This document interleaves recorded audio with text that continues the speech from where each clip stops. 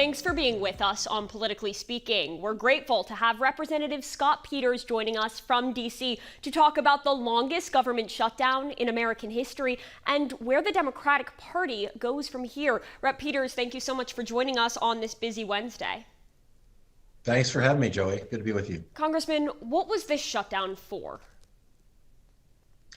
Well, we have to do a budget every year. It's supposed to be done by September 30th. From time to time, more than we'd like, it takes longer than that, and we have to do an extension.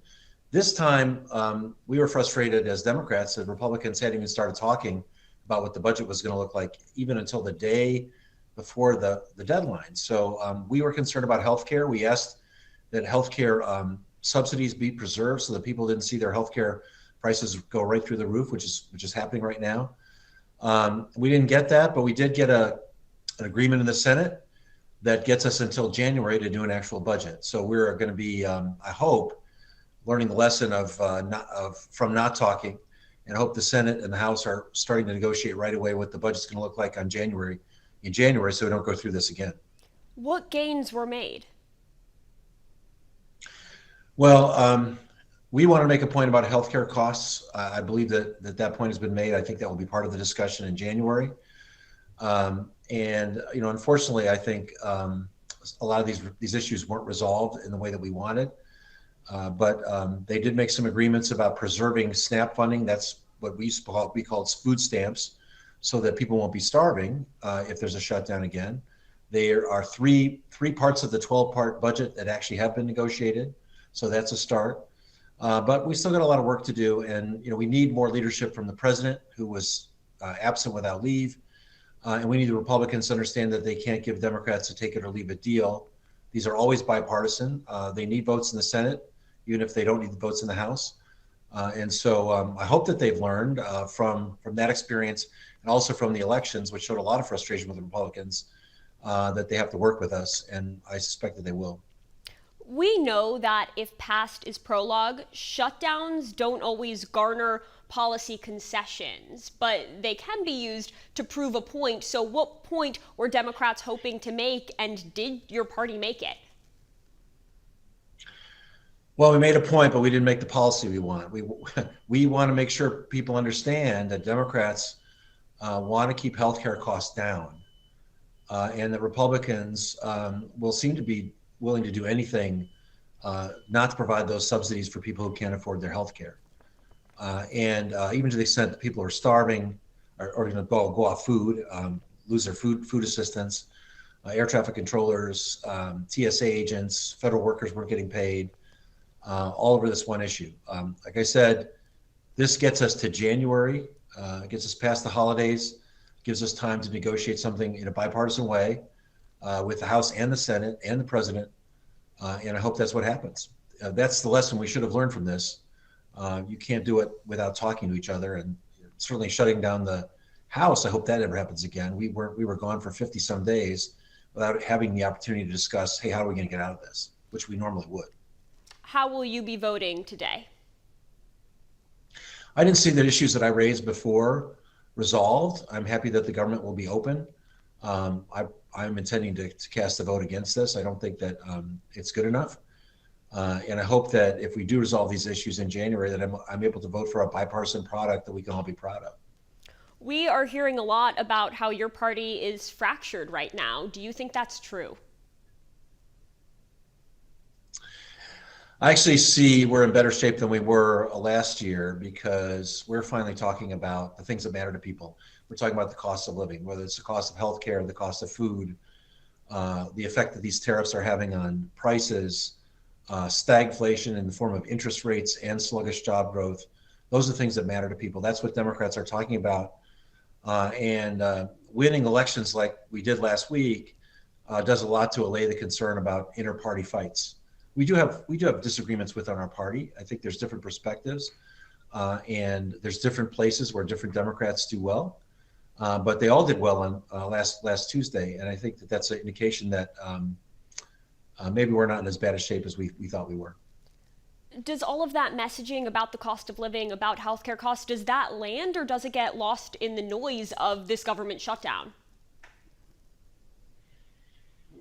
I think people are not going to remember the shutdown as much as they think about going forward. Which party is going to fight to make sure that they have a shot? I mean, I sort of believe that the government's role is to provide you the basics, a basic education, basic health care, a decent retirement, a chance to compete. And Democrats are all about that. We just have to remind people that that's what we're really about. We're not about fringe issues, and that's what people care about. And we have to convince them we can do a better job than the Republicans at delivering.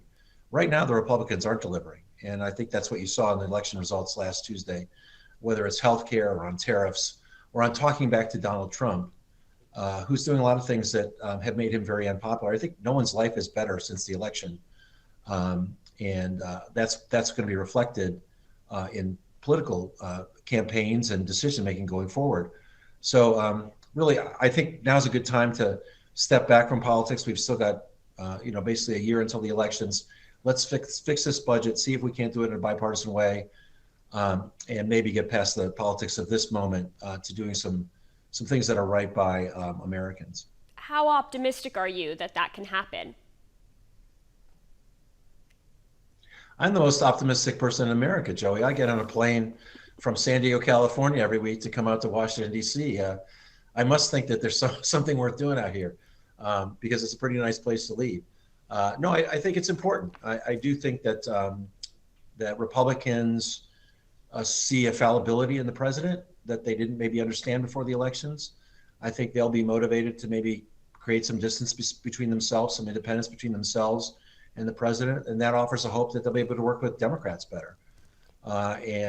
So I do think that elections have a way of shaking people into reality. We'll see if Republicans respond in a rational way, and if they do, I think there's a good shot we can make some progress. How confident are you that there will be negotiations and a vote on healthcare premium costs once the government is back up and running? I'm more confident that there will be negotiations. I have to say, there are issues with Obamacare, and Republicans have been complaining about it since 2010. They have never offered an alternative. And I keep hearing there's a plan for a plan, but we've never seen an alternative to it. If they have something better, they should offer it. But I think the fact that you never see an alternative indicates that they're really flailing. And the best we have right now is Obamacare. It expanded coverage to a lot of people. It made it more affordable, not affordable enough. But if you take away these subsidies for people who really can't just fill that gap in their budget for healthcare insurance, people are going to lose healthcare insurance, or they're just not going to be able to afford it, or it's going to crowd out everything else in their lives. And that's the wrong thing to do. So until Republicans have an alternative, I'd invite them to work with us to make this system better. And I certainly think that would be a rational thing for them to do from a policy perspective and a political perspective. Even if that group of Democrats in the Senate ultimately raise the white flag, how do you leverage this shutdown fight in your midterm campaigns over the next year? Well, like I said, it's a little early for campaigning yet. I think there's a lot of time and for people to form their positions and for voters to think about this. We don't even have a lot of the candidates set. We're still seeing a lot of folks retire. So right in the meantime, it seems like it's always about campaigning here. I would just like to sit down with my colleagues, Republicans and Democrats, to figure out how to work on some of these problems. Maybe pull back from some of these tariffs that are really hurting our farmers, raising our prices, figuring out how to deal with healthcare and make the system that we have better, and addressing some of the issues we have around food assistance and hunger. That's something we could work on together and do a budget for the country, for the military and everything else. We've got a lot of work to do before we start thinking about campaigning. I would invite all of us to turn our attention to that for at least a little while. But you could understand how people at home watching the news could hear that. That's a lofty goal, but be a little bit skeptical about the reality, right? I understand that skepticism completely, Joey, but we really are elected to do a job, and it's not just a campaign. And so that's certainly what I'm all about. I really about solving problems for my community, for my country, bringing home resources to San Diego.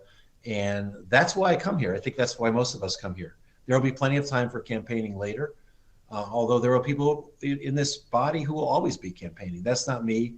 I think we're sent to do a job, and we ought to do that job. At least spend some of the time we're in office, actually working on the problems and not just thinking about campaigns.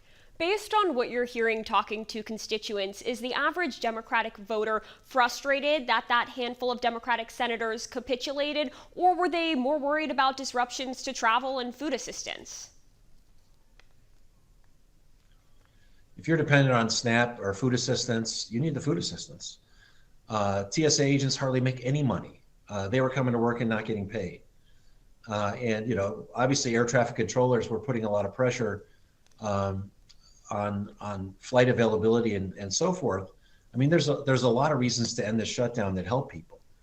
And so I'm glad that this shutdown's ending. I'm not going to vote for this resolution. I don't think it's enough, but I think there will be votes to get past this, and I'm glad about that. And now it's on us to make sure we do a budget in January. That's going to be our next job, and that's really why people sent us here. Was this shutdown worthwhile? I don't think a shutdown's ever a good position. I had my staff look. I've done 4 continuing resolutions, which is sometimes for a day or two, sometimes for longer. They've always been bipartisan, but they've always been an indication we didn't do our job on time. So I just offer once again that one motivation for us to do our budget on time would be my no budget, no pay bill, which says if you don't do a budget on time, you don't get paid, Congress. And I think that would provide a lot of motivation. California did it. It's one of the things I think California did right for the rest of the country. After they enacted that kind of law, they were really never late again. You may not agree with their budget, but they always got it done on time. And that's the kind of incentive we need here, I think, to avoid these shutdowns in the future. That's what I invite my colleagues to join me with: no budget, no pay. At the end of the day, as this all wraps up, do you think the average American understands what this shutdown fight was all about? I think the average American doesn't pay as close attention to Washington, D.C. as you or I. I think they're very frustrated. I believe the average American wants to go to bed not worrying about politics and would like to see us work together. So I'm hoping that that's what happens between now and our new January deadline, if these bills pass tonight. I think the average American is tired of the fighting, wants to see us solving problems, and that's kind of been my orientation, as you know. And I think maybe the lessons we learned from this shutdown and from the elections last week will compel us to work together to solve some of these problems. And by the way, I think solving problems is pretty good politics too. The House has been out of session for 6 weeks now. What comes next? Do you have to play catch up? I saw that we're scheduled to be in session next week, so that's good. I saw that the speaker added an extra day onto next week, so I'm glad to see an effort to get us back to work. We have a lot of things we do here that don't have anything to do with the shutdown. I'm working on a lot of issues around forestry and permit reform to make permitting federal projects go faster. We should have been here working on that. There was no reason for us not to be here. And members of Congress, as you may know, we get full pay during this shutdown. So there was no reason for us not to be at work. So we have some catching up to do. The days are always limited here in DC. And so I'm glad we're getting back to work. And, I think we'll figure out a way to catch up, but I don't think the speaker made it any easier for us by closing down Congress for this period of time during the shutdown. Well, hopefully you can get back to the mundane very soon. And it's cold here, Joey. It's no good. No good. It's still summer in San Diego. I guess it's going to rain, but I do miss. I do not like the cold weather out here in DC. Well, we're enjoying the sunshine on your behalf. Thank you so much for your time this morning. Thank you. Be well.